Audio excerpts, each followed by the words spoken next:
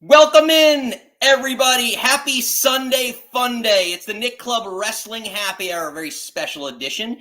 I am your host, one half of your host and virtual bartender, Mr. Nick Teodoro. Joining me, as always, is my tag team partner in life, my wife, Miss Nicole. Nicole, what are you having this evening? I'm having my usual Tito's, orange juice, and cranberry juice. Mr. Nick, I need you to tell me what you're drinking and our three things for this recap show. Mr. Nick is having red wine as usual. Well, John Cena is retiring, stemming from Money in the Bank. Tiffany Stratton is Miss Money in the Bank. And Damian Priest retained his World Heavyweight title with a little bit of help from CM Punk. It's Sunday, July 7th, 2024, very special edition. This is the Nick Club Wrestling Happy Hour.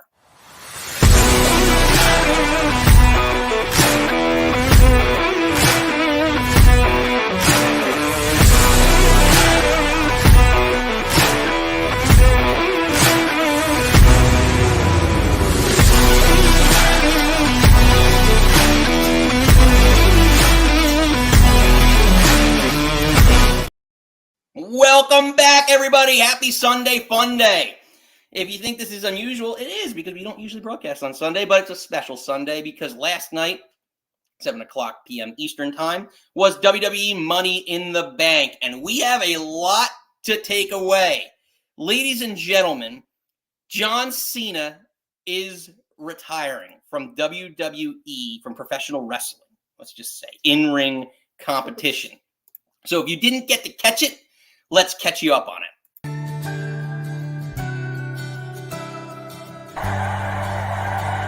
Tonight, I officially announce my retirement from the WWE. 2025 Royal Rumble will be my last.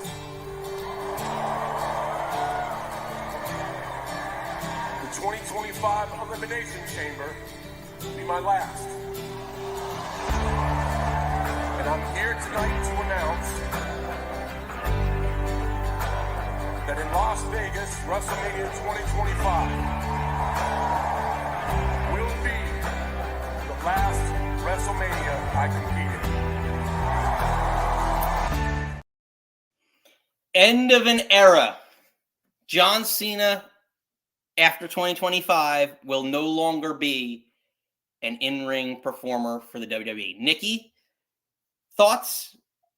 I was like, I guess, and I rewatched it live. I always rewatch it the next day. I didn't realize his little towel said, for like the last time is now. When you look at his shirt, it's like, oh, the final tour or whatever it said. It's like, oh, I guess that made sense, because I feel like when he said like I'm retiring, I was like, what? And it's like, oh, if you actually like looked, like paid attention. And I think we were doing like a million other things, but it's, I don't know. I think I'm excited. I think this is the way to do it. I think I really like the kind of how like Sting announced that they did a thing, and I think him doing, he said like between 35 and 40 dates, going from all of 2025 from January to December next year. I think this is kind of the way to do it, and I'm excited to kind of see what happens in the next 12, 18 months with him. Yeah, I really enjoyed the component that, like Sting's goodbye tour in AEW, whatever you want to call it. I really liked that element of it, and like how he went out kind of on his own terms, even though he's what is he, like 62 or something like that. But like being able to say, like, listen, I'm still in good enough shape to have a good enough match with whoever and to leave a lasting impression. Having John Cena be able to go out on his terms and hopefully give us one last run of some memories and things like that will go a long way in just, his legacy. Like, I've developed I'm one of the many who were just John Cena haters for a long time, right? Like he was the kids guy, whatever, for like however long. And he had the thugonomics element to his persona that was really, unique early on in the rapping that got him over. But it'll be nice to see him, like the last 7 to 10 years was the John Cena that like I was like, oh my God, like this, I see why you push this guy for ever long. You know what I mean? That like his personality, he put in so much work. He acknowledged a lot of the things he didn't during his, if you want to call it, prime of his athletic career. I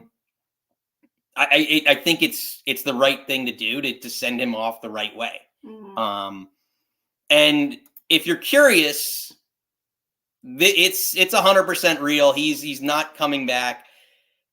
He said it himself. So we're gonna take you to I almost called it the post game, the press conference. They called it a post show. So post show on John Cena, on his thoughts on being retired and how he's fully retired. What's next? I don't know. I know what's now. I'm in the middle of filming Peacemaker season 2, so they gave me a weekend off to come and have some fun. Yes, the jorts will be retired, and man, just when they were coming back into fashion too. I do want to make it perfectly clear that when I say I'm done competing, I'm done. The uniform will be retired. You will see me in a suit and tie. I have no intention on being physical in any way. No guest refereeing. No falling through an accidental table. None of that stuff. I will be a fan and an advocate, and that's it. So you heard it here. You heard it from the horse's mouth. He is officially done. No extracurricular special guest referee antics. John Cena is absolutely finished. Yeah, and to kind of follow up later in that kind of quote question, he said, I don't think I'm speaking out of turn when it comes to sports entertainment retirements. Like, he doesn't say wrestling ever. It's sports entertainment. He's like, either it's immediate injured forces, excuse to beat up a champion, or dishonest, that they'll come back 2 years later. I'm setting the record straight. I am done. So I think that says a lot. I think again, in wrestling, you never say never, and Punk kind of made a joke about that. But I feel in my bones, Cena's like, I'm going to go on this tour. He said he's excited to see everybody. He's like, I haven't gone on like a tour in so long. He's like, he's excited about it. And I think him being excited makes it good. Because I was laughing when you were saying, because I did not watch the Ruthless Aggression era live. I was very 80s, 90s kid, and then kind of fell off. And honestly, a friend of mine, made like after maybe a week or two after that infamous Money in the Bank 2011 match between Punk and John Cena, he was like, you need to watch this match. You will absolutely fall in love with CM Punk and actually hate John Cena. And it was a very long time for me. It was like, lol, Cena wins, lol, Cena sucks. And it's like, it took me a while to kind of, to go back and rewatch everything and like actually giving John Cena the respect he absolutely deserves. Again, being the CM Punk person I am, for a while, it's just like, oh, like John Cena, lol. But again, it's like going back and appreciating like what an incredible career he had. And I think him putting his own little bow on it is going to be really fun to watch. So, Nikki, I asked you, you kind of touched on it. Do you have a favorite John Cena match? I have two that stick out. There's a lot. There's two that obviously stick out. Obviously, Punk, Cena, 2011 Money in the Bank. And I think I love the Down to the Wink for it to be at Money in the Bank. That was such an incredible match. It's such an incredible moment. I don't think the match gets enough credit for it actually being a pretty good match. It's all, like Punk going through the crowd, blowing the kiss. The pipe bomb before it. And then also we talked about before this coming on, the match with AJ and him, Royal Rumble 2017. And I think it did get the flowers, but I think maybe because we're so far past 2017, which is scary to say, but like, do you ever go back and rewatch that match as chefs? Yes. That's 7 years ago. That's crazy. I know, we're old. Ugh, God, just take me out back. See, for me, now you're right. I think the Punk match will always be remembered for the Punk match. But for me, like one of the ones you didn't mention is, well, it was once in a lifetime, it became twice in a lifetime. Him and The Rock. I just think the build up, years and years of build up between them, being able to, the promos back and forth. He was the biggest star since The Rock. So to have that match, that first time, the Miami one, even though I was at the one the next year and covering WrestleMania 29, like just the build up and everything that went into it was phenomenal. And even like, Cena started bringing back his Thugonomics stuff. Like he was really doing a lot of callbacks to his old original characters. And that had to be one of my by far favorites. I don't know. Well, I'm gonna put a plug in because it kind of someone brought it up during the press conference. I think to me maybe underrated the Firefly Funhouse match with him, and you know how much we love Bray on this show. I probably watched the Funhouse match probably over 30 times. Like, I love that because someone asked, like, oh, do you know, you made that one comment, and he was like dance moves, and he did like his like heel turn, and then they alluded to it during the Firefly Funhouse match. They were like, oh, will you ever turn heel? And he's like, basically, he's like, you're just gonna get the authentic me. Like, there's no plans. He's like, WWE, like, our fans have such a high bullshit meter that people will see right through it. He's like, I'm just here to build moments. And I think that's what throughout the press conference, like, he's here for the fans. He's here for his last time. He wants to build moments and memories to keep WWE going for the next 22 years. No, absolutely. And again, there was, you kind of touched on it. One of the biggest, one of the biggest moments was the Punk match. So at the press conference afterwards, they asked Punk about his feelings. So we're going to give you the little clip from that as well. Cena, I think, to my career means a lot. I don't think there's many people up in that rare air where if you talk about my career, I feel you have to talk about John. And it makes me feel proud that I think if you talk about John's career, I think you have to talk about me. You know, we're married in that respect. So proud of him. He gets to go out on his terms. I know that's important. I'm looking forward to what he does. And I told him that, you know, if it's going to be one more time, we got to do it at least one more time. So you heard it here. Punk's trying to He did coerce say him into he'd it. be the one 15 years from now to get Cena to unretire, which I highly doubt. But because I feel like it was very, honestly, not to sound like a mark here, but like I feel like the feud between them back in 2011 did feel very real. I feel like Punk very much felt disrespected, and very much like he was a champion and not main eventing. It was always a cut. How does John Cena versus John Laurinaitis, piece of shit by the way, main event a pay-per-view and not your champion? But I feel like obviously this is now 10 years later, or probably more than that math, to see that the relationship that they have together, the fondness they have, that for him to be like, oh, well, you can't talk about him without me, you can't talk me without him, like how it's very respectful. And he's like, oh yeah, like I told John Cena, like he can't, I texted him like, don't leave without saying, you know, hi to me. Yeah. So I love that, like, that's something that felt very real has not turned into something, but you know what I mean? Like, it's nice that they're friends. Yeah, no, absolutely. Thank you, friends. So we want to hear from all you. What's your favorite John Cena match? As new people are chiming in. If you're new, hit the old like and subscribe. We're here normally every Fridays at 6, but usually when there's a pay-per-view like Money in the Bank, we like to recap it. And we do Sundays at 5 or 6, again, to recap. So we're recapping our big 3 thoughts from WWE Money in the Bank last night, where John Cena, the big takeaway for us, the first takeaway was John Cena's retiring. He's announcing his retirement tour 2025. So if you have a favorite John Cena match, throw it in the chat. Let us know. If we didn't mention it, we want to hear from all of you. The other thing with this is, you know, I mentioned this to you last night. Like, does he get any sort of title match or run? Like, he's going to be in Royal Rumble. He's going to probably be in Elimination Chamber, which usually has some sort of number one contendership or the title on the line. I told you the only championship run I want to see is him and R-Truth, because John Cena is R-Truth's childhood hero and favorite wrestler, superstar. Have them go on a fun tag team run. Take the belts off JD in something funny. I don't want him sniffing the world or WWE championships. I don't think you need. Well, isn't he one away from the record technically? Yeah, but God, no.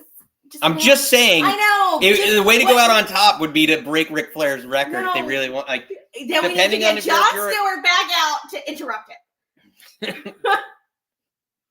I don't. It's okay. 16 to be timing Ric Flair at 16 is good, honey. Like, he doesn't need to be at 17. I don't want him near. I don't want him. No. Does John Cena make your Mount Rushmore? My personal one, I don't think so. I would 100% agree if he was on yours or somebody else's. I know Cole said, last night, he's a goat, he's a goat, he's a goat. He's like, I can't believe I could get to call a couple more Cena matches. I get it. It's not my jamboreens. All right, that's fair. So I think he probably will and deserves some sort of title run. I just don't know what he would get out of it. I don't see anything wrong with giving him another world title run. And I know the purists love Ric Flair, but it's not. Again, you talk about a guy like the longevity. Was he as good in the ring as Ric Flair? Absolutely not. But popularity and everything else he's done. But I don't want him to take the belt off Cody. I wouldn't want him to take the belt off Gunther. Again, we're talking about 2025 though. So you're talking about a year and way down the road. I know. I was thinking again, they kept saying how. I know. Actually, go watch the post show because Jackie Redmond asked this to Big E and to Barrett, and Big E's look and response is definitely how I feel right now. Big E's with the stacked roster and the young people and I don't know, just be done. Do your fun world tour. But I would love to see, and I put this in the notes, because at the end, he was if you want some, hurry up and come get some. Have him do his open, again, remember, he had that U.S., and that's kind of when I started getting respect for him, when he did that U.S. Open Challenge, when Sammy came out and broke his arm waving, and how he put KO over. KO and Cena was such a fun feud. Oh my God, I want, a trios tag belt to have Cena, Randy, and KO be best friends. That. Do the fun stuff. Do the things that put the younger kids over. You don't need a belt. Okay. So then I'll ask He's making moments. My final question about moments, because there will be a final moment for John Cena. Oh God, he's gonna get. So who does retire John Cena? Who is John Cena's last match? Who do you want to be John Cena's last match? So I was perplexed because in the press conference, Cena said he was in no position to handpick opponents. I'm like, you're John Cena. And then Hunter said in the press conference later afterwards, I was someone asked him do you think he'll go in the Hall of Fame? And Triple H was like, yeah, obviously. But who would induct him? And he's like, I think John Cena has earned the right to pick who gets to put him in the Hall of Fame. And then I'm like, well, he should. And then I'm thinking, poor Kurt. And again, no offense to Baron Corbin. I think Corbin gets a lot of crap. But Kurt Angle's last match shouldn't have been Baron Corbin. I don't know, you're putting over some up-and-comer that's going to go, is it a Mello? Is it a Braun Breaker? Or do you have one fun retirement thing, and it's him and Randy Orton? Finalizing that thing. Personally, I said to you, the little quips and phrases, I think AJ. They both retire together and ride off in horses holding hands. Oh, so he doesn't mix tag with AJ? No, I want him and AJ. I said he kept saying to induct him. No, I'm talking about who retires him. I'm saying it's either going to be an up and coming guy. Or my gosh. Who did you think? I'm thinking AJ Lee. For a second, I completely was and you thought AJ Lee. I don't know why. I don't know, because you're thinking last match. I'm mixed tag last. That's why I was confused. I'm no, AJ against each other. Because all the Punk stuff threw me off. So no, because he made the thing that he was I'm just in the house and he pointed to the crowd that y'all built. And then he made the dig of saying you pretend to retire to get a championship match. I'm is he making subtle digs at AJ? Again, they had that incredible match. Beat up John Cena. I wouldn't mind them running that back for one pay-per-view. Yeah. I mean, you're going to get a good match. Exactly. So, I don't know. We want to hear from all you. Who do you want John Cena's last match to be? Do you want him to get a title run? One last title, whether it's a singles title or a tag team title. Him and R-Truth. Again. And what's your favorite memory? Leave the memories alone. A lot to, I don't even know how to respond to that. A lot to take away from the very beginning of what was Money in the Bank, relatively, for the most part. But regardless, it bleeds us into our mid-card topic of the evening. We did have 2 Money in the Bank matches. and we did claim 2 winners. Tiffany Stratton, who I correctly picked. Yes. Oh my God, yes.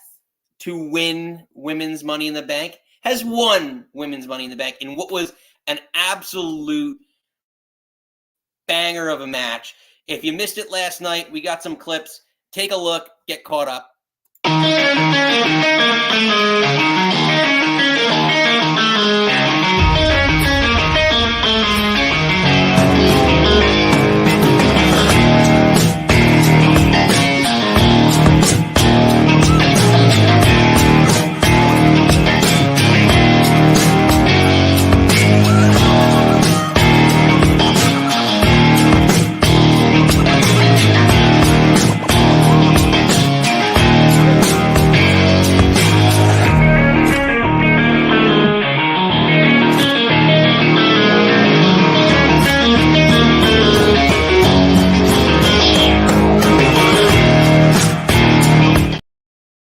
So Tiffany Stratton it's Tiffy time, ladies and gentlemen. Nikki, Tiffany Stratton, as I correctly predicted. Well, for the record, I was saying Tiffany was going to win it and then change for Chelsea because she's all again MVP of the match. But I'm not upset at Tiffany winning it. I think she was incredible in this match. There were so many high spots. I think the press conference, I feel bad. She got like 3 questions because John Cena went 4 hours. She didn't really answer any of them. Like, no, it was which kind I of annoying. think is not like I'm not mad at it, but we'll get to that. If you want us to go, I'm going to go quickly because Mr. Nick likes to rush me because I talk too much. No, we can take the time. Oh gosh. Again, the bands, love this man. So it starts off. Obviously, they all come out, and then the 5 of them get out of the ring. They start grabbing ladders. And Chelsea they did a couple during the press conference, and then her and Kathy Kelly had a thing. Chelsea's afraid of heights. So that was a big thing before. So before the pay-per-view, if you watch the pre-show and all that, they were really hyping up that she's afraid of heights because she went on the Toronto Needle. Is that what it's called? Yeah, I think it's I want to say CNN Tower, but I don't know if that sounds right. But it's basically the big Space Needle building in Toronto. It's a lot of Ryan Reynolds stuff. But her and Kathy Kelly actually had an interview on top of it that I watched. It was super scary. Which how did they get the cameras up there? That's because it's a thing that you can go out there and they're in like jumpsuits. And but like I'm carrying a camera too. Like that's scary. Anywho, I'd be afraid of dropping my phone or the camera. So she's jumping, trying to catch the thing. Obviously, that's not working. Then 2 ladders get thrown into the ring. She grabs the ladder and tries to like poke it like a pinata to get it off. And so she's like trying to do it that way. And then so they let her get her 2 little comedy spots in, and then we kind of like get into the match. Like again, Io hits the drop kick. She gets sent out. Then Lyra comes in. Yeah, because I thought, like, I told this to you, like, I thought that, like, they were going to do some really good storytelling with Chelsea where, like, she's afraid of heights, so she climbs, like, 1 step at a time throughout the match and, like, gets higher and higher and higher until she gets close enough. I thought that would have been really good storytelling with her. But they did a little bit of that. Yeah, a little bit, but, like, and then we can get to the spots later. But, so where do we go? So Lyra hits that crazy fisherman and Io onto that ladder. Then at one point, poor Lyra is trying to open the ladder and is clearly struggling. And Corey Graves, chef's kiss on commentary, he's like, do they even have ladders in Ireland? Which, like, I know she's good and, like, she has a lot of really good spots in the fight, but, like, was she the right pick over Dakota? Because there's so much more of a story to tell with Dakota and Io. And if you remember, like, last year's Money in the Bank, Io was handcuffing Bailey, right? Like that whole, you could play that back year 2 and set up something, with damage control. So I thought, I didn't think, like, yes, she was good in the match relatively, but, like, did she need to be in it? I really, like, again, shout out to Corey Graves. I love Corey Graves. Apparently he had like 102 fever last night. So I feel like he was in some fun fever dream because he was also going off on Lyra. She's like, she thinks she's a bird. If she was a bird, she could just flap her wings and get the briefcase, but she's gonna have to climb. It's like, Corey, get into it because that's, I think she's I think she's really good in the ring, and we'll get to some spots later. But it's like she needs a character besides being a bird, Irish bird girl, big old bird, big old dumb bird. Okay, and then this move I loved. It's between Tiffany and Naomi. She does that. She has her up and she does a cartwheel into the Alabama Slam into the ladder. That was super fun. And then Tiffy gets Io in the corner. She has the ladder stuck. So Io's stuck. And then Tiffy climbs up the ladder onto the top rope, does that beautiful swanton onto everybody. And I like that she's like... So here's the thing. She actually did it kind of poorly.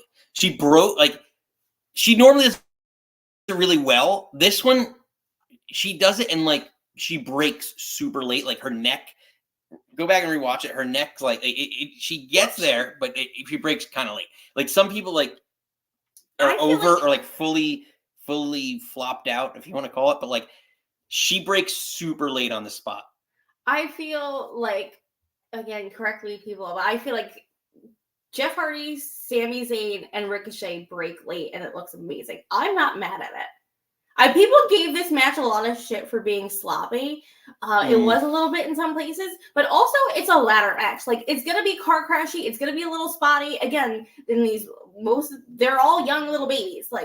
Babies besides Naomi being the veteran of the group, I think, or in Io. But I don't know.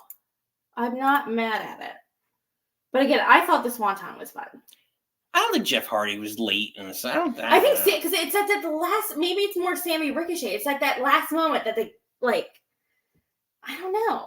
Maybe I have to rewatch it for the third time. But I remember thinking it was good, and she kind of wound up in Zoe's crotch. But yeah, not sure. But anyway. Anywhoosies. So then out of that schmoz, Io and Lyra, or Lyra's the first to kind of get up and starts going up the ladder again.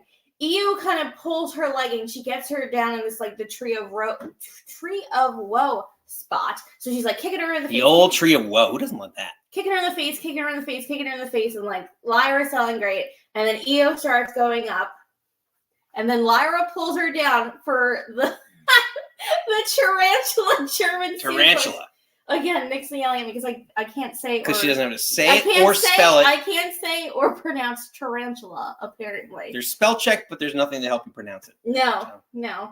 We're speech therapy. That's the only we can do. So she does that sweet. Nick has a photo of it. The tarantula German. I think it was a great spot. Again, a lot of fun little moments. And then I feel after this, it just kind of picks up and picks up and picks up. I feel it was a little slow in the beginning. Now we're just hitting the moon. And this Naomi girl, we are saying that she's basically the Kofi Kingston of the women's division, always doing the crazy spots with the ladders. So she's like that in Royal Rumbles. And basically, Zoe and Tiffy are pulling the ladders. She's in a full split.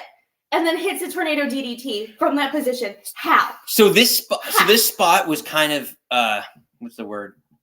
Prefaced, prequel, whatever the word is. I'm trying to think. Teased. And if you watch the pre-show, they were talking about what is the best Money in the Bank spot, and Kofi's there was a guy with a ladder who did a stilt thing. Yeah, and that was in the pre-show. So I felt they were trying to subliminally be hint, hint, nudge, nudge. There's gonna be a crazy spot later. But yeah, her again. I think Naomi's underrated, undercredited. Again, she did that split in Moonsault. She did their split that on Zoe on the ladder. I mean, she's so athletic, and I wish she was doing more. Now that she did that tour, basically her tour of duty in TNA Impact, was champion, came back, and I feel they're not doing enough with her. But I think Andrade.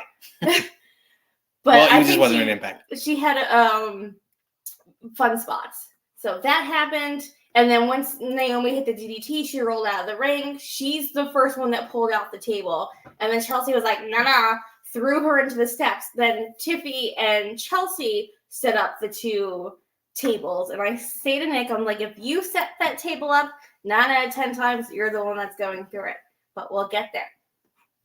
So, and then this is when we were getting to the kind of crescendo of this. So they set up, there's the two ladders that you see, and then there's the ladder bridge and the ladder bridge on each side. And at this point, Zoe slams Lyra through the ladder. Then this...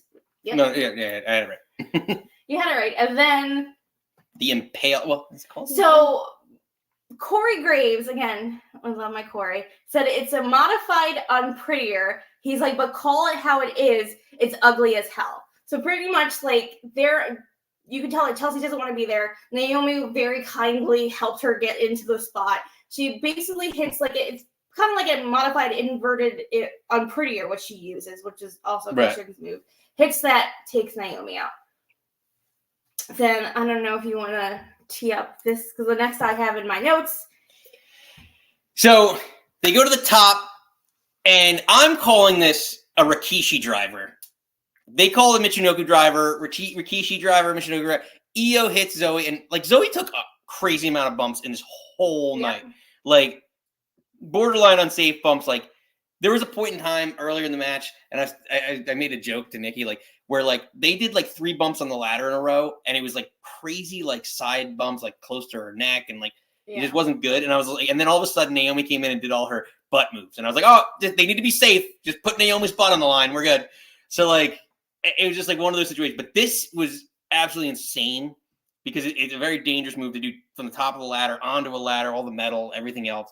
So for me, this was absolutely my big Nick energy moment for the pay-per-view. So I'm stamping it. Io Sky giving a Rikishi driver, Michinoku driver to Zoe Stark as my big Nick energy moment for Money in the Bank 2020. So that was my big moment. Nikki, I know it's leading. It's leading into mine. So at this point, Lyra's gone because she got slammed. Io, I don't know if you had that photo. Once they panned after she did the driver, Io's in like a Nakamura when he poses. That selling and screaming, it looked crazy pants. When she's like arching when her like arms are and her knees are behind her, just like arching her back and like screaming. So basically everyone's out. So Tiffy's like, or Chelsea comes out and Chelsea starts climbing the ladder. And the crowd's going nuts because everyone going thinks she's gonna win. She's Canadian, they're in Canada, hometown pop. So she's climbing it, and then here comes Tiffy climbing up next to her. Like Chelsea's trying to grab it, and then like Tiffy jumps on the ladder, so it shakes. So she's like, "Oh my god, no!" And then Tiffany, just like a cat, just like my cat Bailey, pushing something off the table. She's just like, "Nope," and she pushes the ladder. And Chelsea Green took this bump like a champion, and this is my big Nick energy moment. Chelsea taking that bump. Being afraid of heights, crashing from that ladder through 2 tables, girl chef kiss, big Nick energy moment. Stamping it. Stamp it. The big Nick energy moment. Nikki says Chelsea Green. I say Io Sky. What do you think was the big? We call it our big Nick energy moment. What was the biggest move of the night for you all? We want to hear from you all for Money in the Bank. So then Chelsea's out of the picture. Tiffy grabs the belt. It's Tiffy time. And I love that she said in the press conference that she's giving the briefcase a makeover. She's like, we're going to paint it pink. We're going to bedazzle it. It's going to get an extra strap because she's going to wear it like a purse. Again, like, it's better than Rey Mysterio's idea of making it a mask. Oh, yeah, that's so dumb. But I know I picked Chelsea. And again, it is head over heart. My head knew Tiffy was going to win. I'm excited for Tiffy. I think she's going to have a lot of fun with it. I'm excited to see where she goes. I think she might hold it for a little bit. Yeah. Because now we'll get to it, but the men's one is kind of. So before we get to the men's side, my question in this is, and again, I picked her. I thought she is deserving, I should say. But I will ask this to everybody: was Tiffany Stratton the best choice for women's Money in the Bank? You have other options. Like head over heart for me. My heart really wanted Chelsea. My brain said Tiffy made the most sense. And then she had that interaction with Trish backstage. And then she actually got time on the press conference, even though it was brief. And also I love that every person that asked her a question was a female. So ladies. Well, yeah, but was like the other story, like, right? Could Io have been a 2-time, like, could Io use it more than, because I think Tiffany's going to be a main event star. The briefcase helps her escalate. She could have won the Women's Royal Rumble as well. Or just organically build up to the belt. You're using all the logic I said during my pick against me. Yeah, no, but I'm saying, so I'm just throwing this out there to our audience. Like, was she the best? Like, because you have Io with that built-in storyline, right? So you could make her a 2-time women's Money in the Bank champion. Chelsea Green, we talked about, like how her bedazzling, but carrying that around with Julian, whatever you want to call it. Also, I think they shouted out a lot, which I feel like they obviously haven't in a very long time, but like CM Punk's the only person to go back to back with the briefcase. And they were also touting Carmella a lot, that her 9-month reign with the briefcase, and then with Drew losing it. I'm like, I think she's going to have it for a little bit. Yeah, she probably will. I mean, yeah, they're going to make it a moment for her. Yeah, like a big and moment. like she did say, like on the press conference, she said, Nia's her girl, but she would cash in on her. But I don't know. When do we see? It'll be interesting. When do you all think, as everyone's coming in the chat and chiming in? Was Tiffany Stratton the best choice for women's Money in the Bank? Did you want to see Io Sky? Maybe Lyra Valkyria? Woo! Yeah, I got it right. Good girl. There we go. Hold on. I don't know. Where's my? I'm too late. It's too late. Right. But yeah, You got too many drops in the show. I think it was a good match. I think we had the 1A, 1B winner, and I think 1A won it, and I'm excited to see where it goes. Yeah, me too. I'm also excited to see a bunch of new people coming into the chat. So if you're new, hit the old like and subscribe. We are discussing Money in the Bank last night. John Cena retired. If you want to talk about that, we can throw that in the chat. We can open up the phone line. We usually open up the phone lines. One more topic, we're going to open up the phone lines. So if you want to call in and talk about your experience watching it, maybe you want to talk about your John Cena memories. Maybe you want to talk about what's next in this 2025 year for John Cena. Maybe you want to talk about Tiffany Stratton as women's Money in the Bank. When is it going to be her time to cash in? There's a lot to discuss stemming from Money in the Bank.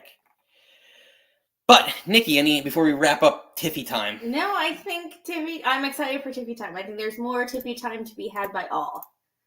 And I'm excited to see. I hope she opens SmackDown. I want her to come out with her little Money in the Bank purse, because I think this would be hysterical. And that's what you want from the champion, or briefcase holder. Sorry. They also kept saying she's the 8th winner.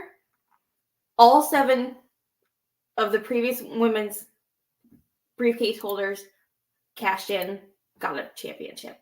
I think she's going to make it 8. I don't see them having Chelsea miss. I think you mean Tiffany, not Chelsea. Sorry. For different person. No, I'm just saying, I don't think they're going to have her lose. And I think the men that have lost, again, besides Drew, because Drew's very much storyline, but all the people that kind of didn't cash in the briefcase didn't necessarily deserve it. Maybe John Cena being so valiant, like, I'm cashing in here, sir, and all that stuff. But like the Baron Corbin's, like Otis lost the briefcase to whoever, but I almost said Elias, not Elias. Rhodes Scholars, not Cody Rhodes, Damian Sandow. Like, again, he had a beautiful custom briefcase, but he wasn't cashing in. But I don't know. I think Tiffany's going to cash in. I just would like it to breathe a little bit before she does. Like, I don't think it's going to be SummerSlam. I think it's going to breathe a little bit. That's fair. But I would love to see 8-0 ladies cashing in. Yeah, I'd like to see Tiffany as champion. I think it's inevitable. So let's bring us to our main event of the evening. There was 2 briefcases given out. Nikki can take her victory lap for the main event because she correctly predicted that Drew McIntyre would win it. Cash in, same night, unsuccessful. Nick did a victory lap around our living room that he said Sammy over Braun. And I was like, yeah, but watch my prediction is going to be a little more fun. So, a lot to discuss, and we're going to package this all into the one-ish segment of the men's Money in the Bank, because it factored into the not main event, what we thought was going to be like main event, but like later, with Drew McIntyre ultimately claiming the Money in the Bank briefcase. So, Nikki, your thoughts on the men's Money in the Bank ladder match first? Okay. Again, I liked it. Again, also Peacock, you suck because our Peacock stopped working. We lost a chunk of this match, and again, rewatched it this morning. But I thought it was fun. I'm going to go through some spots quickly. Started out brutal Glasgow kiss to Andrade. Quick. You had that infamous that they teased on SmackDown, the stare down between Jay and LA Knight. Yeet versus yeah. I don't know if anyone won that. I think they're very much even. LA Knight's more over. LA Knight is more over than Jey Uso. We've discussed this with numerous people. So then they're doing their the yeet-yeahs in the ring. Then Drew comes with a ladder. He goes to climb the ladder, and then Chad Gable gets him into an armbar, threw over on top of the ladder. He's hanging. There's beautiful chef's kiss. He's upside down, yanking the arm, and then Andrade comes out of flipping nowhere, hits a leg drop on Gable. Springboard guillotine leg drop. That's what I'm calling it. That's beautiful, because I'm just like, he did a leg thing. He used his legs. He uses the leggies. But how he perfectly, because you see, obviously, Drew and Gable are on a ladder. There's also a ladder on the ring mat. Andrade fell perfectly in between the two ladders. I don't know how he pulled that off, but it's like, thank God he was able to do that. So he did that, and then Mello hits a springboard clothesline from the ladder because Andrade was coming this way, he was coming that way, hit that move. Then they go and do this crazy, they called it an Spanish fly? Inverted Spanish fly, because they're facing the same way. And then I don't know if it was Cultaholic or what culture, but they called it a lion. They did a lion salt together. So either way, crazy spot. They both did a flip together off the rope onto a ladder. Bananas. Then Chad Gable, who's my MVP of this match, goes on a tear. German suplexes everybody. Hits the crazy Chaos Theory. I don't know, it was on Andrade or LA Knight that he hit the Chaos Theory on. I thought it was one of the other ones. Anyway, he hit the Chaos Theory, so I punched myself in the face. There's the Chaos Theory. Then he's run out of people to fling around. He German suplex the ladder onto Andrade, and the crowd starts chanting, "You still suck." And I was like, oh my God, why do they hate Chad Gable so much? I'm just like, it was beautiful. Then LA Knight comes and hits a net breaker on Chad onto the ladder was this way, so it was like the skidding part. Hits it on that. Then at one point he gets, again, Chad Gable, my chef's kiss, is on two. I guess this is before that, but I can skip because I love so much of this. He's on one ladder. Then LA Knight's on the other. No, Hayes is on the other ladder. He gets him on an ankle lock in between the two ladders, which is also super fun. He got some claymores, and then LA Knight and Jay beat up Drew, brushing. Then I think it's throwing me off because I have like 3 other things to say before that. Well, just say it. So at this point, you have zoom in. Andrade and Mello on the ladder. LA Knight comes and pushes Andrade off. He sunset flip power bombs Mello through the other ladder. Cole goes shoo, and Corey screams, "Hayes is dead." And then at this point, back in the ring, this is when people start eliminating themselves. So now you're not going to see Mello or Andrade because they did that crazy spot. Gable does a belly-to-belly sort of backdrop, drops LA Knight over the top rope onto a ladder. He's gone. Then we go back to Nick's picture. Gable made it. I'm sorry, I'm going quick. Gable climbs up the ladder, goes to get the briefcase. Jay moves it out the way. He's dangling on, holding on, poor little leggies. And at one point, it's in the, I don't know if it's your next slide, but Jay moves to the other side. He's basically waiting for Gable to drop so he can hit him with the spear. Gable free falls. I didn't think that this was that high originally until I saw the next picture of just him dropping. Horrifying. Him just like, at the recap after the match, Corey goes, he fell from the moon. Like, he just, like, looks like he fucking free falls. Well, he almost tried to catch himself, too. I think maybe he was trying to. I don't know. But it just, like, he just goes splat. Then he gets hit with the spear. He's gone. Then Jay moves the ladder back over. Jay starts climbing, and then Drew comes out of nowhere, flings the ladder at Jay like a javelin, like Cole said. Just like, I don't think we've ever seen this. I think, or maybe in WWE. Yeah, it's a unique spot. It's definitely not for done. him to be like, boop. Jay falls. Drew hits him with the claymore. Drew climbs up. Mr. Money in the Bank. And then Corey yells to Cole, saying, you might have called Drew a hypocrite, but he's one step forward of this prophecy. The first step of this prophecy just came true. Because he said that he's going to win the Money in the Bank, cash in, win the belt. So step one, check mark. So Drew opens show, takes care of business, wins what he claims he was going to do, wins Money in the Bank, and proceeds to set up the main event later in the evening, which brings out the black and white cookie himself, Seth Rollins. My bae.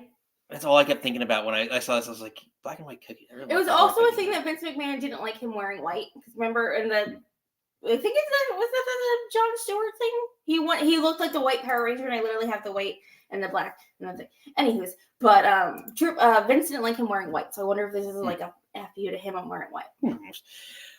Maybe. Everything's a F you to Vince now. It seems like every chance that anyone gets. So they open up the match. We have Rollins, Priest. This whole beginning, basically the whole like first 5-10 minutes is literally them like not chain wrestling, like wrestling, but like normal wrestling, but they keep looking back. Looking back. There's also Undertaker chants to Priest right as he comes in. So a lot of like real interesting like fun little interactive moments that have happened. But that was a callback to like, I don't remember if anyone did anything like that in terms of like in the past, like with Money in the Bank, that actually, kept looking back and like. Yes, I have that in my notes. I feel like it was the first time too, because I think he openly called like he was going to do this. And it was very much them like any time one person was down, they looked over like, and then at one point Seth was like, come on, Drew. I mean, I feel like there was a sense of urgency in the beginning. Like Seth went for pedigree like right out the gate. And then like Priest came back and tried to hit the chokeslam right out of the gate. Like I feel like it, and then Cole said that like they're just trying to hit their finisher to get out and get out the building because Drew's coming. So it definitely felt like the first time that it was just like, when is he gonna come? Because I feel like this really, you try to be like, Edge being the ultimate opportunist. Was that what they called it? Yeah, ultimate. Yeah, no, the ultimate opportunist. Yeah. Yeah, so you're just waiting for this opportunity where, like, again, when John Cena is bloody in the ring, that's when you come out. When the champion's down, like how Carmella wanted off Charlotte, like when people are down, that's when you come out. Not like I'm going to enter your match and take it. Look at Seth Rollins doing a cartwheel. I don't even know what he's doing. A somersault. No, he did a senton, and then he did this is him doing the lion salt, I believe. He just looks like a kid that's just like jumping into the water at the beach. Because you said last night, like, looks like he gained a little weight, looks like he's a step and a half slower, which I disagree, because then he did the swanton, and then he did the lion salt, and then I don't know if it was Corey or Cole or both agreeing that they're like, oh, he's pulling, that's the lion salt, but he's pulling out different stuff. He's like, Seth has been in this game for a long time. Everyone studies his tape. He's got to mix it up. So I love that he pulled out some new stuff. Again, he's my bae. Anything he does is happy making to me. But you love some Seth Rollins. I do. He was mine. I was his before it was yours. But eventually, I don't know how much. I didn't really take much notes on the actual match, but eventually he did hit the curb stomp that led into the. He hits the curb stomp. There's also a spot later, like where the Razor's Edge. Throw it up. Hold on. Hold on. Okay, hold on. I'm wearing my one more time for the bad guy. It's a little weird, but I'm wearing my. Yeah, she threw a Razor Ramon shirt on for the Razor's Edge that Seth Rollins got last night. Yeah, I do very much love my Razor Ramon. So they both take each other's. Well, he doesn't take this. I don't think he takes us out of heaven. He doesn't take us out of heaven. And then ultimately. Yes. So Drew comes out, hands the briefcase to the referee in the ring. The ref goes to Chelsea. God, why do I keep saying Chelsea Green's in my brain? You really are obsessed with Chelsea Green. Woo! Because Samantha Irvine says Chelsea Green, but tells Samantha it's a triple threat, says it's a triple threat. He hits the future shock on Seth. He goes to hit the Claymore on Seth. Priest intercepts with the clothesline, and then all of a sudden, like a bat out of hell, you see the people behind, so again, future shock.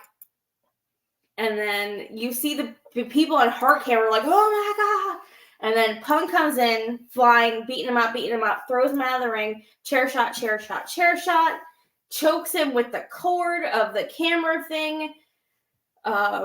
He gets back into the ring. Punk grabs the World Heavyweight Championship, comes and hits Priest hits Drew with it. Then he goes, kind of wobbles into the ring. Then Priest hits South of Heaven, pins Drew 1, 2, 3. Priest retains. He can stay in the Judgment Day, but my Seth cannot challenge for the World Heavyweight Championship. Why Priest still owns it. So then he starts jaw-jacking to CM Punk, and Corey Graves has to grab Seth and be like, whoa. So yes, a lot to diagnose in the end of this match. So you have the cash-in that happens, and then you have Punk, which we thought might happen. He might show up. I think we both called it. I'm not giving you a victory lap over that because we both called it. So no. But Punk comes out and interrupts and just gives him a pretty vicious beatdown. He hits him like a million times with the chair. Mm-hmm. Like literally, it was easy to find photos of this because he hit him about 17 times with the chair.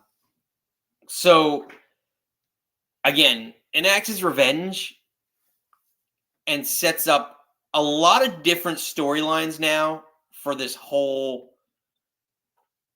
end of summer, beyond summer. Like he hits McIntyre, right? This shot alone tells me so much. Girl. The World Heavyweight Championship that was originally Seth Rollins' that he cannot challenge for now. CM Punk, eventually, there's so much to diagnose from this because, first off, Priest won the match and retained his belt. Like, that was the last thing that everyone thinks about in this whole thing. We both called him to retain.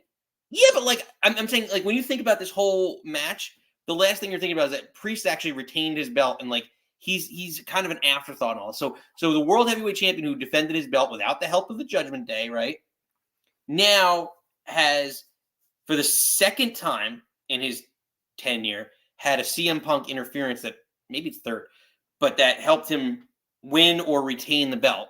Mm-hmm. Right? Yep. So he has that element of CM Punk's always in his business. Mm-hmm. You also have the feud already with Punk and McIntyre. Mm-hmm. Does that center around the belt? It does in some ways. It doesn't need to be. But it doesn't need to be, but it is. And now, based off of all that, you have Seth Rollins, who is unable to challenge for the World Heavyweight Championship that he made respectful. I don't know, put respect on it. It was inaugural, and I can't, Jesus Christ. No, the first one. Inaugural. There you go. And he was champion for how long? It made that belt feel super special. And I feel like Damian's kind of carrying that on. And I love commentary on this because Cole called Seth collateral damage in all of this. Like Punk was so obsessed with screwing over Drew McIntyre that he basically inadvertently or intentionally or unintentionally screwed over Seth. And then Corey calls him the Second City Spoiler. So, the Second City Saint, the Second City Spoiler. So I'm interested because the jaw-jacking when Punk appeared that Seth apparently didn't know or knew or didn't know, was pissed, was it kayfabe, was not kayfabe. He called CM Punk a cancer. And then, like, Corey Graves had to hold Seth back at Survivor Series. And it's here again, Corey Graves holding Seth, saying, like, it's okay. Because again, that was supposed to be the Mania match before CM Punk got injured. Was supposed to be Seth, Punk. Again, I really love. So Punk. can they? And we argue about this all the time in the show, but like, can they do a fatal 4-way that prolongs the Punk Rollins feud, the one-on-one match that everyone wants to see, and keeps the others involved in the story? Like, it keeps Drew as a main event status type name, right? It keeps. Obviously, Priest is the champion, but he keeps him around and relevant, and maybe ups a little bit more of his allure, prestige as champion, as a main event contender, right? Do you think like Drew, Punk, Seth triple threat SummerSlam? Also, we should probably get to that next part. Drew, Punk, Seth. Because now at this point, SummerSlam. Well, Damian's the champion. Well, Damian's the champion, but Gunther has that. Are you going to make that a fatal 5-way? But Gunther is the stipulation? Going back to King of the Ring, is that you get the title shot at SummerSlam, but is it a guarantee that it's a one-on-one? I necessarily don't. Again, I want it to be Gunther Priest, and Gunther. Again, my brain screams Gunther is walking out of SummerSlam with that belt. I guess don't think. I know, because you want everyone's first shot to be their best shot. I wanted Braun to win last. So, I guess I kind of throw this. I mean, do you want to briefly before you cry? Okay. The post-show stuff with Drew. So at the post-show, it's Jackie Redmond outside with Big E and Wade Barrett, and Punk. Jesus, Drew comes out in jeans, topless, starts screaming at the camera, saying, "Punk, I know you're still here. Punk, I know where you live. I'm gonna get your family." He's like screaming, going crazy. And Pierce comes out to try to grab him to get him away from the thing. Drew affects Adam Pierce. Big E runs away because I don't think Big E's allowed to do anything physical. Poor Jackie Redmond just sits there. I'm like, you should have ran with Big E. But then Wade Barrett comes and grabs Drew, kind of sort of also pushes Pierce, because Pierce goes after after Drew now because he got the Judas effect. So then Wade Barrett pulls Drew off frame, and then they go back into the press conference. But then it came out today that Adam Pierce says that Drew's suspended indefinitely. So is that going to be is Punk not medically cleared yet for SummerSlam? Again, SummerSlam's in 3 weeks. It's August 3rd, 3rd. All right, so you throw this out there. So because someone in one of the post-game press conferences, I'm going to call post-match, whatever, said this to Punk last month, and they said, you should be in a Hell in a Cell, but, obviously not your but, when it's one-on-one, what is the stipulation between McIntyre and Punk? Do you think you can get to October 5th? Again, it's the 27th anniversary of the first Bad Blood Hell in a Cell match when Kane debuted as a person. It's also the anniversary of me being alive for 36 years. It's going to be a fun night. You should do a watch-along.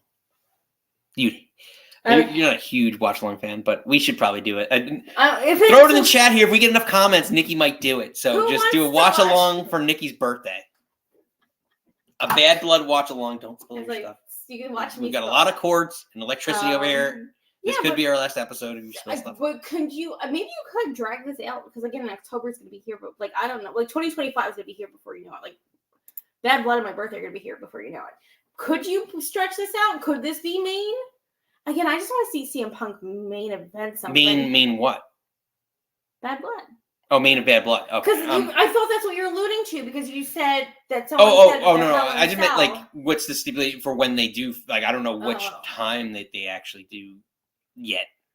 I mean, when do they? But Bad Blood wouldn't be a bad idea. That would be a good main event for Bad Blood if you could keep it going to October, August.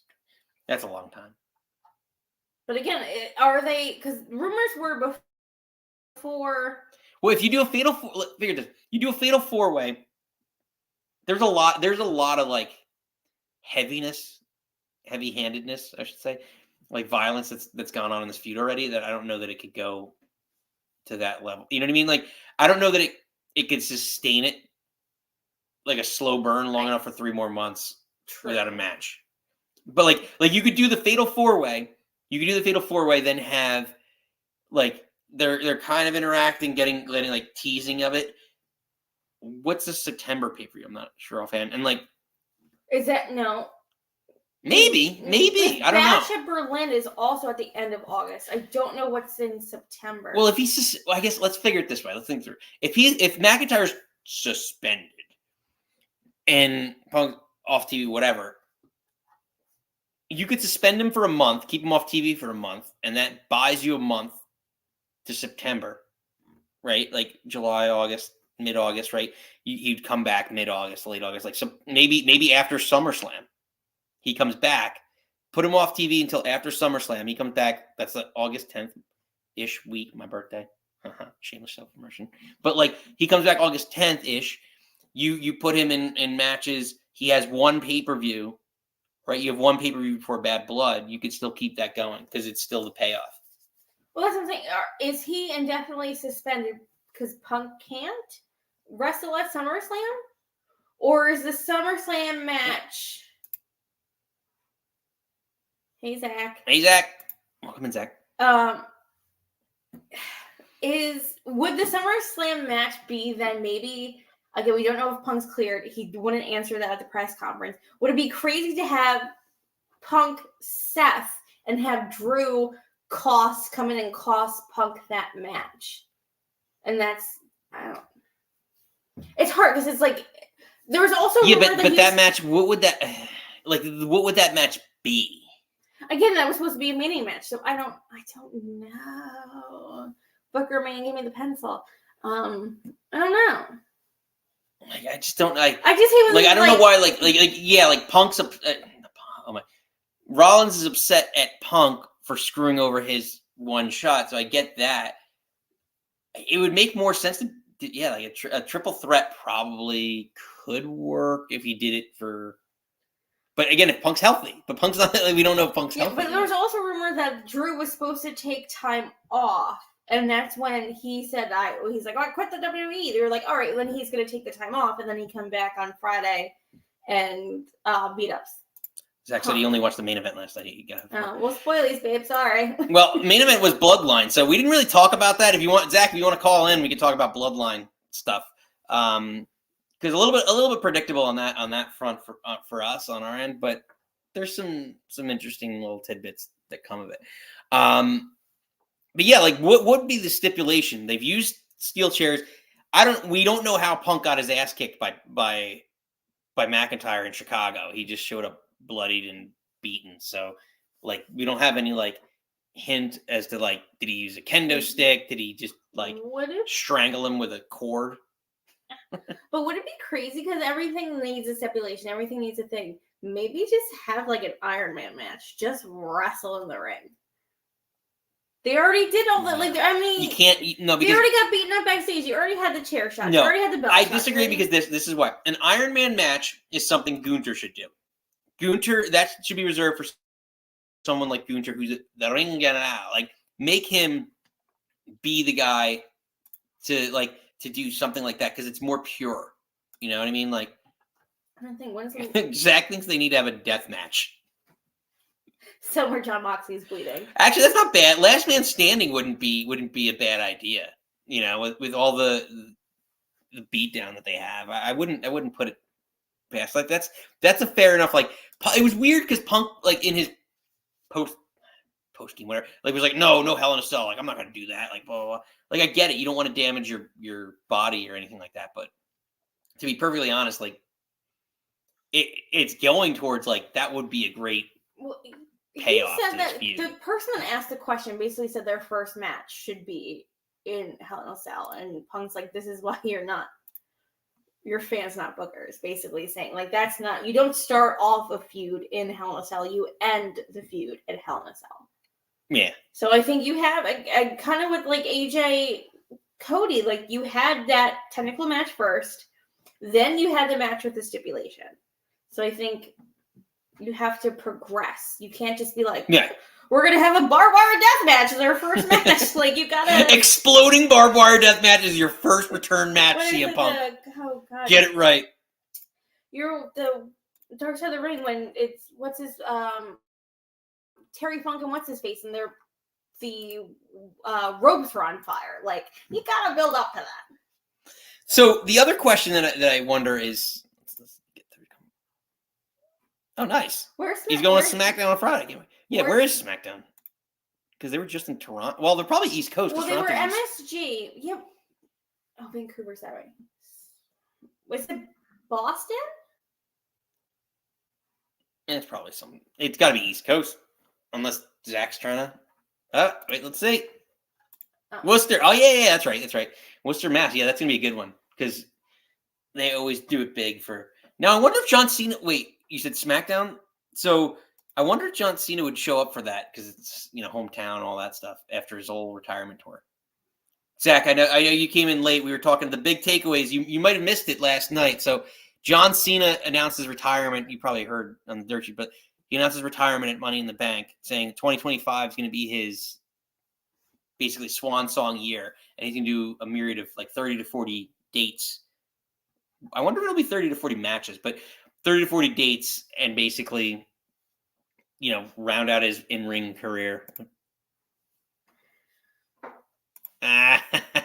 Touche. The only true gem in the professional wrestling business, Zach Ruby, ladies and gentlemen. But yeah, like the other question I have before we get going here is like, what's next for Seth Rollins? Like, is he competing at SummerSlam? Is he like, I just don't know. Like, is he at SummerSlam? Is he gonna take time off? Does he have another feud? I think he's. You kept saying it last night. You're like, I don't know if he's back full time. I'm like, what are you talking about? There's no such thing as halfway crux. Like, I think he's back. Like, I think there's gonna be something with Punk. I think there's gonna be something with Drew. I think he's. Would he cost Priest the match? Again, if we're predicting, or you're predicting Priest Finn at SummerSlam, could Seth cost that match? Because him and Finn have some serious history at SummerSlam, especially around belts. Seth beat him, well, technically, he beat him once, but the first time he technically beat him because he had to vacate the Universal Championship. What? Was the infamous torn labrum? Is that what he had? I don't know. I think it was a torn labrum. Learn how to take a buckle bomb. No. Yeah, buckle bomb into the barricade. Like, you make it seem like he's like actually. These are the jokes. Unbelievable. Unbelievable, your harsh judgment of Finn Balor. God, Put some respect on his name. He's about to hook up with Liv Morgan.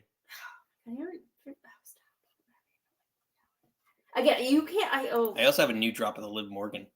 I haven't play it. Well, I haven't. Maybe we'll save that for later. Who doesn't love some Liv Morgan? She didn't show up at Money in the Bank. Well, there's a lot of things. Like, you didn't see any Liv. I'm surprised we actually didn't see any Judgment Day because, again, Priest was like, none of y'all get into my business. And then and then Finn was like, whatever you say, boss. And then the stare down. So, again, that's what we think maybe will be the SummerSlam match. But then, like, no, why at 6? Yeah, we thought they were getting involved in something. I thought it was the men's Money in the Bank was perfect opportunity to have them come do some sort of like the smoke knocks out everybody but one person who wins the match. And then also people were thinking that Logan Paul would come and try to cost LA. So it's like everyone thought this would be, we kind of talked about it on Friday, this big schmaz and chicanery and all the things, and like nothing happened. Drew and Damian and Rollins and hair versus hair versus hair. Oh no. Actually, that's a good question, to be honest. I really have no idea. Who would look the best without hair? Or with short hair? Let's throw this out. I don't think I can handle that. Hold on. Give me a second. All right. No, it's not a good Damian Priest one. If you cut Seth Rollins' hair, I don't think I can handle it. I don't know if Priest could do without. Priest could. Priest probably, out of all of them, I think Priest probably could pull it off. Also, Priest has extensions. Yeah, but like, I wish I had the thing. But like, I'm pointing at it, like, you look at his like kind of crew cut ish sideburn. What is that called? This part of your head. Hold on, I'm gonna take this off for a second. This part of your head that I grow in a lot because I'm bald, but like that most bald people grow on the side, not sideburns. side hair burns, whatever it's called. But he's got a lot of that. So like, I think he could shave it and still pull it off. Also, it was a little while back. It was one of their UK tours. Seth and Becky were on some talk show, and she basically was like, he can shave his beard, which again I would be devastated. But she was like, he's not allowed to cut his hair. I don't know, Drew. I'm squinting to try and see Drew. And even he had look. So I'm thinking back when like he was Vince McMahon's the chosen one. He had long hair then. He had long hair in 3MB. He had long hair when he was Drew Galloway back in TNA, Impact, WCPW. He had long hair back then. Like, well, it's like John Cena when he grew out his hair. I was like, stop doing that. Some people just like need to just stay in their lane with their hair. I don't know. I'm very. Again, Zach, you better still have that 5 o'clock shadow thing that's going on. I'm very particular about hair and facial hair. When it changes, I get very upset. There's one time Nick got his like trimmed, and it was so short. I was like, I basically was like, like I was Drew McIntyre in this photo. I was like, I didn't mean to shave my beard. I'm sorry. I'm sorry. You like tried. I was like, I can't. She's like, how dare you shave your facial hair? But yes. So I don't know. It can't. But we got a bunch of new people coming in, so appreciate you coming in and joining us. If you're new, hit the like and subscribe button. We have a couple different things here. We have if you're a Bloodline fan, you can hit the like with the Samoan Spike.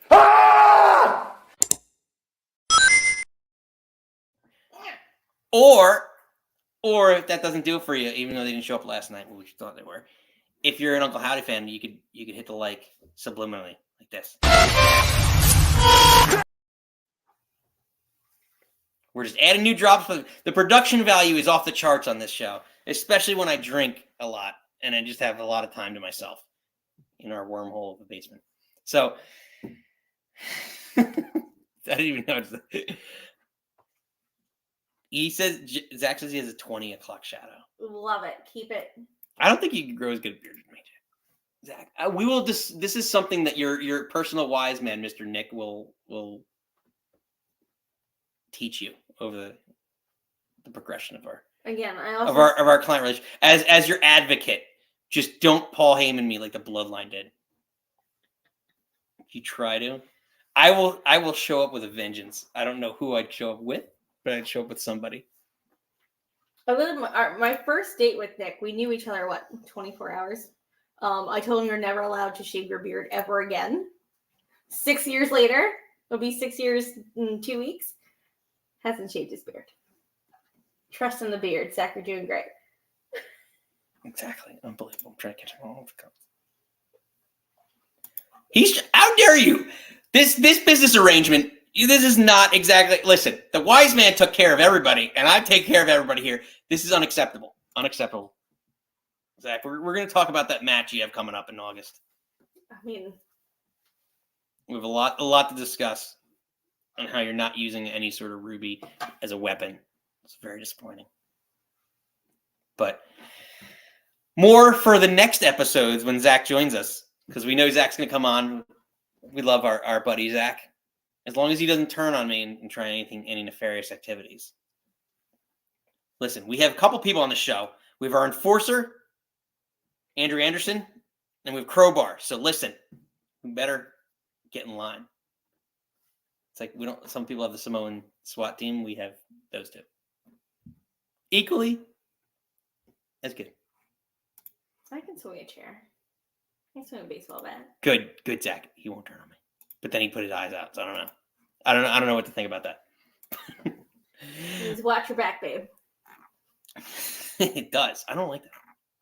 Anyway, I digress. This has been a fun one. Quick little Sunday fun day happy hour, catching you up on all the Money in the Bank catering. Yeah, we figured because Heat Wave is in another 20 minutes that we'll cut out a little early today and let you all get your snacks and your drinks refreshed and your bathroom breaks before Heat Wave. Is it bad that I'm really just watching Heat Wave to see if you say his name and he'll appear? Not necessarily. But yeah, no. Heat wave's coming up. Get your snacks. Take yourself out. Take your dog out. Yeah, like I'm excited to see what turns out. I think the hype, just like any NXT event, pay-per-view weekend, they tend to try and capitalize off the momentum. So and honestly, in recent memory, when's the last time they did an NXT WWE thing in the same, besides WrestleMania? Like, it was always NXT, like, it's like Survive. It's a big four. Black and Gold brand. It was always they did takeover before a Sunday main pay-per-view. But now that everything's Saturday, I think they're doing it Saturday, Sunday, or Friday, Saturday. But I'm thinking, besides Mania, when's the last, like, they weren't, like, obviously they weren't in France or Scotland. Like, what was February? Or, because they didn't do something. Elimination Chamber? That was also in Australia. Royal Rumble. I don't remember where it was. I'm saying. When was it? To me, this is just sticking it's the end out of January. that because Corey said it last night, like, they're taking over the city. They did SmackDown, Money in the Bank, Heat Wave. I'm excited they're doing this again. I don't know. I'm just throwing it out there. Fine. Yeah. Cut me off. Oh, she's getting my last shot. I'm giving her last shot. I digress. I don't know. Yeah, today a little quieter, but we hope you all enjoyed Money in the Bank. We did just a couple. Before we get off here, just a couple housekeeping items, just so that we touch on a couple things. So we both correctly, that's a new word. We're creating new words here. Don't mess with my poetic license here. But we both correctly predicted the Bloodline winning. Mm-hmm. So again, we just to touch on it. Here we expected that. We thought maybe there might have been a debut. Didn't happen. It's a relatively quiet pay-per-view. There wasn't, besides Punk beating up Drew, which I called.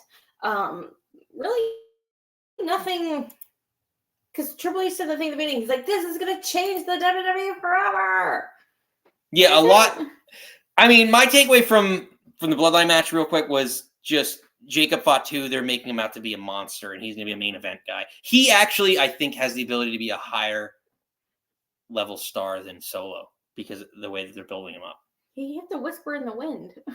Yeah. Crazy.